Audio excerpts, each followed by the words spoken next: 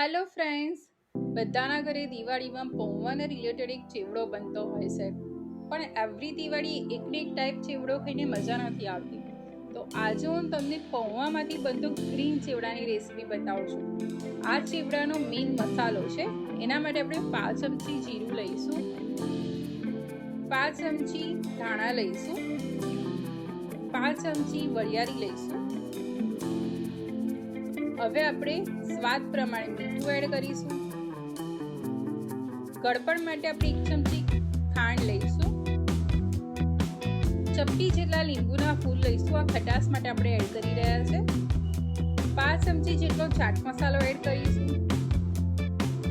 5 ચમચી જેટલો સંચર powder add કરીશું. હવે આ મસાલાને આપણે ફાઇન ગ્રાઇન્ડ કરી લઈશું. તમે જોઈ શકો છો કે આપણે ટેસ્ટી એવો મસાલો રેડી થઈ ગયો છે. આ મસાલો પરફેક્ટ દળાઈ જાય એટલે આપણે એને સાઈડ કરી લેવાનું છે. હવે આપણે સિંગદાણાને તળી લઈશું. સિંગદાણા સરસ એવા ક્રેક થઈ જાય અને થોડા કડક થઈ જાય ત્યાં સુધી આપણે સિંગદાણા તળવાના છે.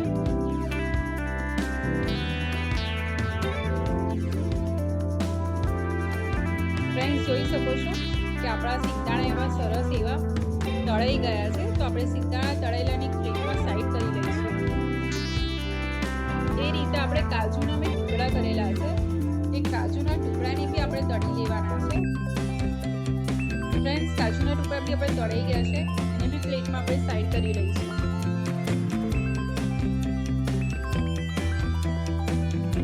કાજુના ટુકડા બી તળાઈ જાય ત્યારબાદ આપણે લીમડાના પાન તળવાના છે.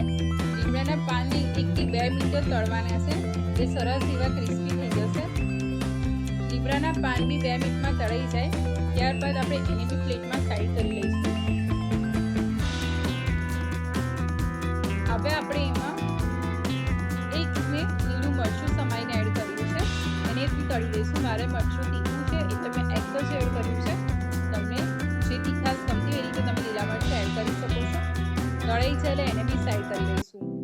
હવે આપણે આમાં 3 લીલા મરચાં અગેન તળવાના છે.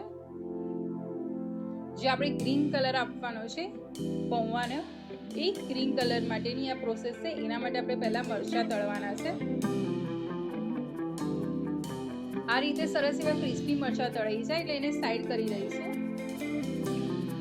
મરચાં તળાઈ જાય એટલે આપણે એમાં ધાણા એડ કરવાના છે. યસ ફ્રેન્ડ્સ, આજે આપણે ધાણા મરચાંના ગ્રીન પૌવા બનાવવાના છે. તો ધાણાની બી સરસ 2 થી 3 મિનિટ લાગશે એને તળાતા. 2 થી 3 મિનિટમાં ધાણા એવા સરસ આપણા ક્રિસ્પી થઈ જશે. તો 2 થી 3 મિનિટ થઈ ગઈ છે ધાણાને ક્રિસ્પી થતા. અને હવે આપણે ધાણાની બી આપણે સાઈડ કરી લઈશું.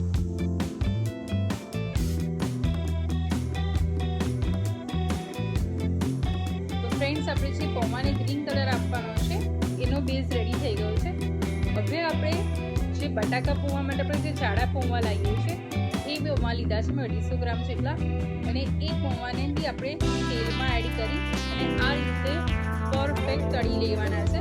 તમે ઓછી ક્વોન્ટિટીમાં પૌવા એડ કરશો તો તમારા પૌવા પરફેક્ટ ક્રિસ્પી તળાશે. તમે ક્વોન્ટિટીમાં પૌવા એડ કરી દેશો તો તમારે સ્પૂનથી 2 થી 3 મિનિટ હલાવીને પરફેક્ટ ક્રિસ્પી કરી લેવાના. હવે પૌવા તળી જાય એટલે તેલ ડ્રોપ આઉટ કરી અને આપણે એક મોટા વાસણમાં એને સાઈડ કરી લઈશું. આ રીતે આપણે બધા પૌવાને તળીને રેડી કરી લેવાના છે. તમે આ પૌવામાં ચેવડો ના બનાવવો હોય તો તમે હાજીખાના માટેનો જે સ્પેશિયલ પૌવા મળે છે બજારમાં એ પૌવામાંથી તમે બનાવી શકો છો. પણ આ પૌવામાં મારો ચેવડો પરફેક્ટ ટેસ્ટી બને છે.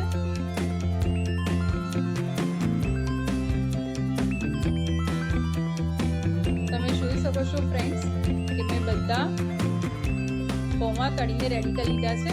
હવે આપણે જે મસાલો ગ્રાઇન્ડ કર્યો હતો એ જ મિક્સર ગ્રાઇન્ડરમાં આપણે જે ધાણા તળ્યા છે એ અને મરચાં તળ્યા છે એ એડ કરીને આ રીતે ગ્રીન પેસ્ટ રેડી કરી લઈશું. હવે પૌવા આપણે રેડી કરેલો ડ્રાય મસાલો અને રેડી કરેલી ગ્રીન પેસ્ટ એડ કરી લેવાની